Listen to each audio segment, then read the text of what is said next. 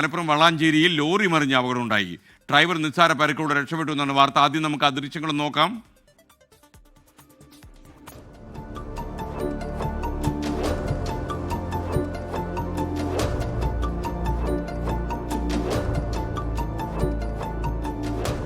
എന്താ സംഭവിക്കുന്നത്? നിഖിൽ പ്രവേശ് മലപ്പുറത്ത് നിന്ന് ചേർന്ന് ഈ വാർത്ത അപ്ഡേറ്റ് ചെയ്യാൻ.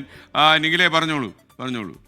ഇന്ന് പുലർച്ചെ 3:20 കൂടിയാണ് ഈ അപകടം സംഭവിക്കുന്നത്. വളാഞ്ചേരി എടയൂർ എന്ന ചീനിച്ചോട് പ്രദേശത്താണ് ഈ അപകടം. ഇതൊരു സ്ഥിരം അപകട മേഖലയാണ്. ഇറങ്ങി വരുന്നതിനിടെ ലോറിയുടെ നിയന്ത്രണം നഷ്ടപ്പെടുകയായിരുന്നു.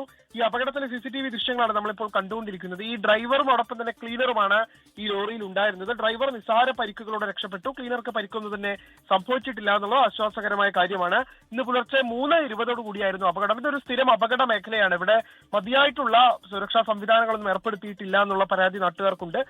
ഈ സ്ഥിരം അപകട മേഖലയായ ഇതേ പ്രദേശത്താണ് ഇന്ന് രാവിലെ വീണ്ടും ഒരു അപകടം ഉണ്ടായിരിക്കുന്നത്. ഇത് പുലർച്ചെ ആയതുകൊണ്ട് മറ്റു വാഹനങ്ങളൊന്നും റോഡിൽ ഉണ്ടായിരുന്നില്ല എന്നുള്ളത് കൊണ്ടുമാണ് മറ്റു വാഹനങ്ങൾക്ക് അപകടം പറ്റാതെ രക്ഷപ്പെട്ടത്. സ്കാൻ